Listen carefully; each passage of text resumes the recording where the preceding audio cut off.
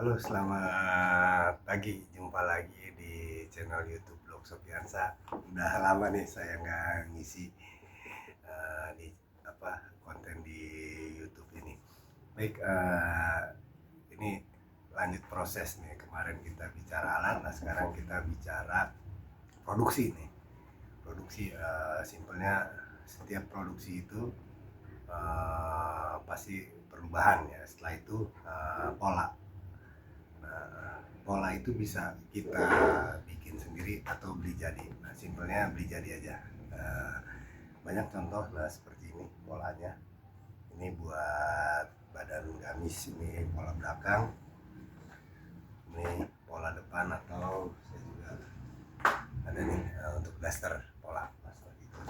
Cuma biar gampang nih teman-teman untuk mengukur bahannya, jadi teman-teman nih harus tahu nih panjangnya, panjang pola dari ujung sini ke sini berapa, nah lebarnya berapa. Nah, jadi itu bisa buat patokan gitu. Jadi berapa sih bahan yang dibutuhkan. Sama seperti daster juga. Apa ini daster ya, daster itu lebarnya kan paling bawah nih, berapa dia lebarnya.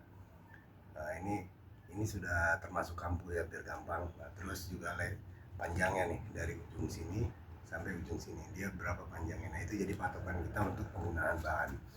Jadi pola ini kan bisa ada yang di model begini. Nah, ini kita beli karton sendiri, ini bisa dipajang seperti ini.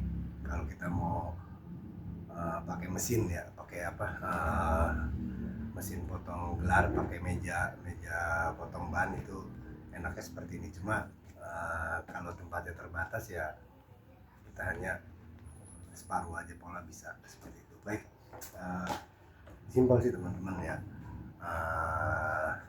Yang alat dibutuhkan sih pola, terus yang kedua bahan. Nah, bahannya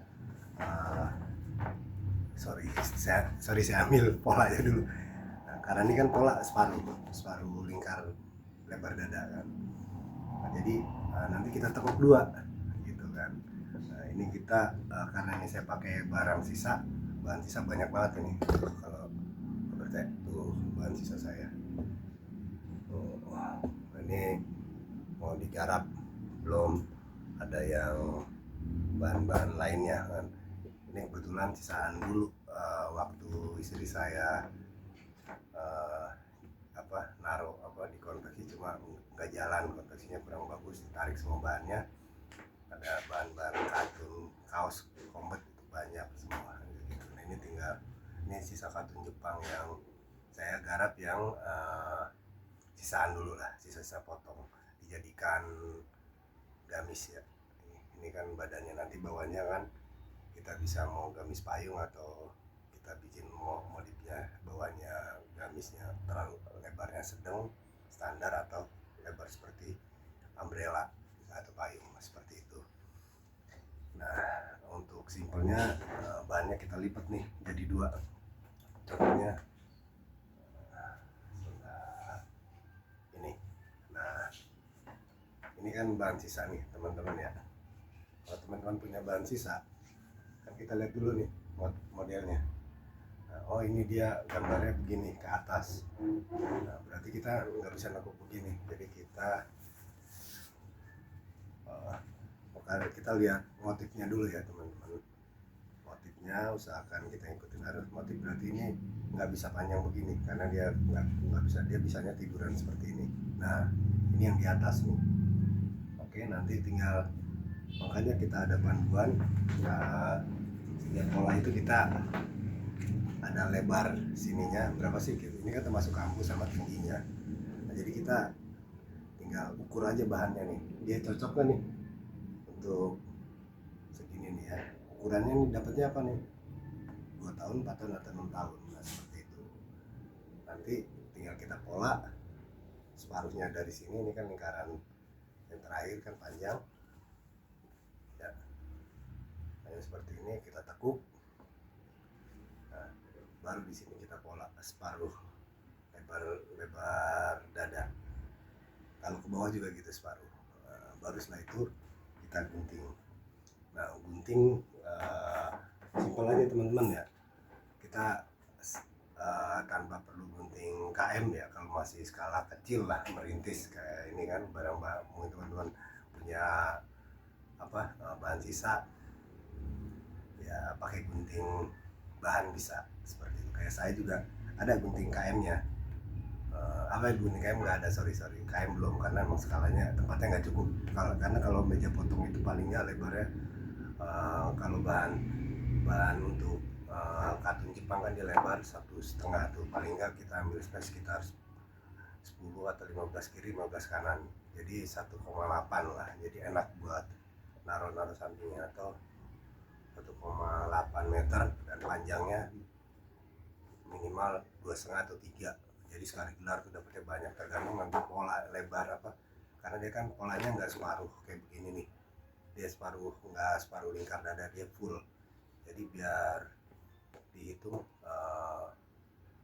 panjangnya meja itu maksimal itu kalau pola besarnya dapat berapa, seperti itu ukuran bikin mejanya yang ideal, seperti itu. Kalau lebarnya kan tergantung dari bahan, kita nggak bisa ngeset gitu, paling kita ngeset di polanya aja. Oh ini polanya dibanding yang size ini sama size ini. Halo, sorry diganggu sama anak biasa. Ya kalau kerja di rumah seperti ini, sambil kerja kita ngawasin anak, kepegang semuanya gitu kan. Baik, tadi kita bahas meja. Nah nanti masalah motong kain ya nggak perlu punya alat apa yang mahal KM, kalau emang skala produksinya belum besar seperti itu. Kalau masih sedikit ya bisa pakai gunting. Yang penting kita ukur bahannya itu kita mau jadikan berapa.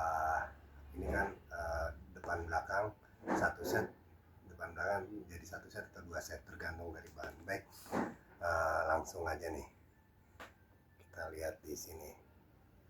Nah ini bahan yang sisaan tadi udah.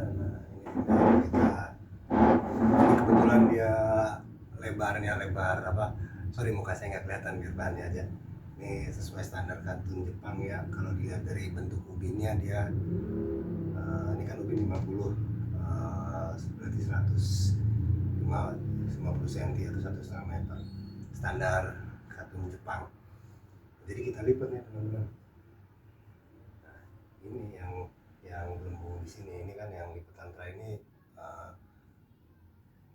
bukan buat tengahnya. Nah yang di sini nih buat tengah, tinggal kita memal. Nah ini tadi saya udah sebut memal. Ini cocok nih buat 8 tahun. Nah kan dapet nih gitu. Kalau nggak dapet 8 tahun nggak dapet ya di bawahnya kita turunin aja gitu kan, kita turunin jadi 6 tahun seperti itu. Dan ini dapet ya udah langsung kita kerjakan aja. Ini sudah, tinggal ditempel nih teman-teman, tempel pojok, tekan ya. Pertama jangan lupa ini diratakan dulu ya, yang ininya pojoknya harus nyatu kita ratakan. Nah karena ini bahan sisa, saya mengabaikan motif ya, gambar motif ya. Gambar motifnya nggak bisa seragam gitu loh, karena kita fokus pada efisiensi bahan ya, efisiensi bahan yang ada ya udah kita buat. Jadi mungkin ya karena ini dia dapatnya berapa nih, 2 set ya, satu ini dia 3, berarti ini kan depannya 3 set kali 2 6 set, berarti kemungkinan ada perbedaan gitu. Yang 3 sama, yang 3 beda seperti itu. Tapi nggak apa-apa karena kan ini bahan sisa ya, daripada tidak jadi apa-apa, tidak bermanfaat, kurang manfaat, tidak jadi uang lah istilahnya ya, kita garap aja seperti itu. Sekarang tinggal pola depannya gampang teman-teman tuh, udah rata kita tekan aja, tekan sininya tinggal kita garis kita tekan buat markingnya. Nah ini pola termasuk kampu ya, polanya sudah termasuk kampu seperti itu. Nah, biar dia nggak lari pada saat kita garis seperti itu. Oke. Nah ini terakhir, nah pas banget ini, jadi 2 set ya. Baik, sorry gangguan ya. Nah ini jadi 2 set seperti itu. Oke, ini saya lagi garis ya, bikin pola. Oke.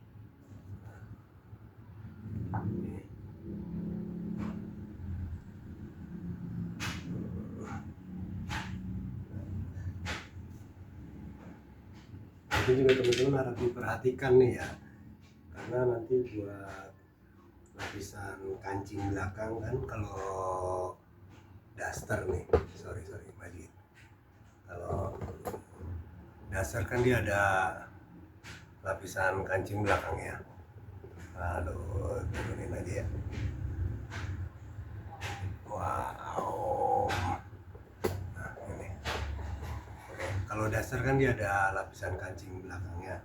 Nah di sini harus ada lebih nih. Ini ada lebih buat bikin belahan belakang ya. Kira-kira berapa?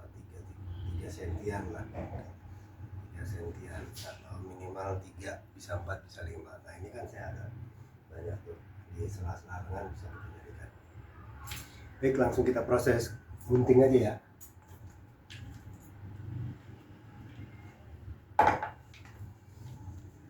Sorry saya pakai celana pendek ya, enak.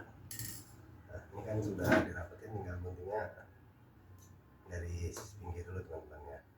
Ini guntingnya kegedean nih, 12 in. Pelan-pelan sambil kita tekan biar rata.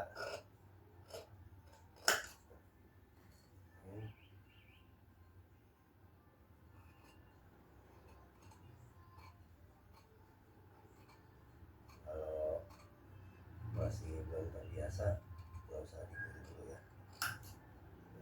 Kita kejar kerapian seperti itu.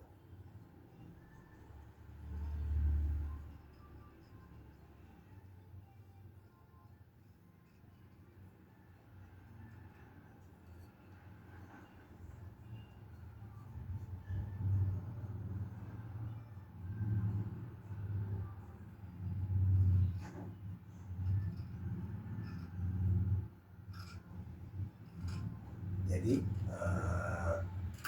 intinya ya, kita tidak perlu takut atau nggak perlu ragu untuk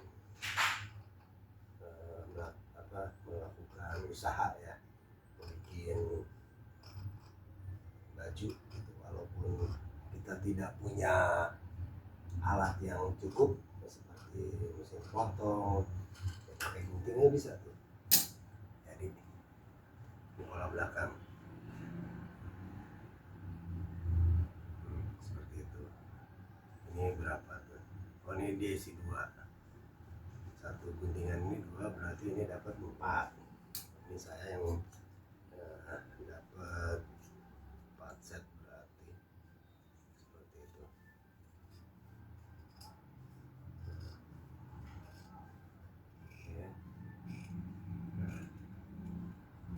Kalau masalah lengan, nah tergantung nih. Kalau lengannya, karena ini saya mau modif nih ya, karena stok bahan banyak, nanti tinggal dicocokkan aja.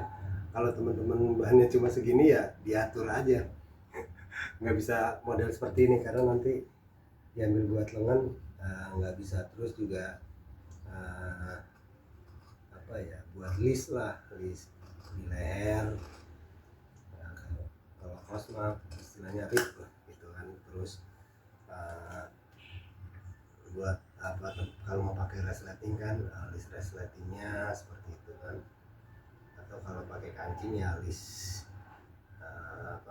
buat bukaan kancingnya yang ke bawah itu biar agak lebar layarnya seperti itu. Oke, saya kasih contoh dulu aja. Nah, ini bisa diputar begini.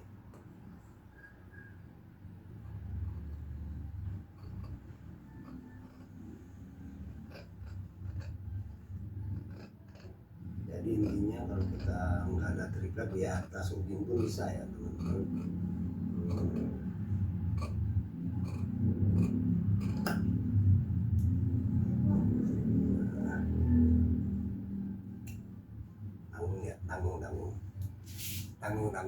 Tanggung ya, diberesin biar nggak ada, biar selesai dah. Saya ini juga ntar potong yang lain seperti itu ya. Kalau proses seperti ini ya teman-teman ya, kita mengabaikan istilahnya efisiensi waktu pemotongan, karena ya satu emang peralatannya terbatas ya, peralatannya terbatas, terus juga ya peralatannya meliputi meja, terus alat potong gelar bahan, terus juga alat potongnya yang KM yang besar itu kan, ada yang 6 in, 8 dan 12, kita harus pakai alat seperti itu. Nah kalau ini kan kita hanya gunting aja, jadi untuk jumlah kuantitinya juga sangat terbatas. Nah, nanti mungkin teman-teman kalau sudah produksinya banyak nih, bisa dipertimbangkan, bukan pertimbangkan lagi, sudah suatu kewajiban ya, karena mengejar proses produksi dari customer seperti itu. Karena nanti juga semakin banyak produksinya, bahan yang dipotong ya pasti tidak sendiri seperti saya sekarang ini kan. Ini karena emang saya masih bahan sisa, ya udah dikerjain sendiri seperti itu. Kalau ditanya kok nggak pakai mesin mesin alat potong yang kecil tuh, yang model Okta lah yang sering orang pakai ya, saya bilang pakai gunting aja karena cuma sedikit gitu kan. Terus juga hemat listrik gitu kan, karena kondisi sekarang kan apa mahal ya, listrik mahal gitu kan. Selama masih bisa pakai gunting ya kita pergunakan gunting lah seperti itu, biar biar efisien nanti untuk biaya produksinya seperti itu. Karena kan kalau mesin jahit kan sudah harus pakai listrik gitu, bukan mesin jahit yang di engkel tuh pakai kaki seperti itu. Nah ini jadinya sebentar, stop. Baik teman-teman, simpel kan? Sebentar saya ambil hasil potongan. Ini bahan sisanya jangan dibuang, nanti bermanfaat, ini dikumpulkan aja gitu.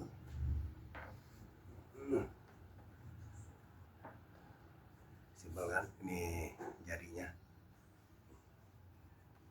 tinggal kita satukan aja kan. Ini pola belakang,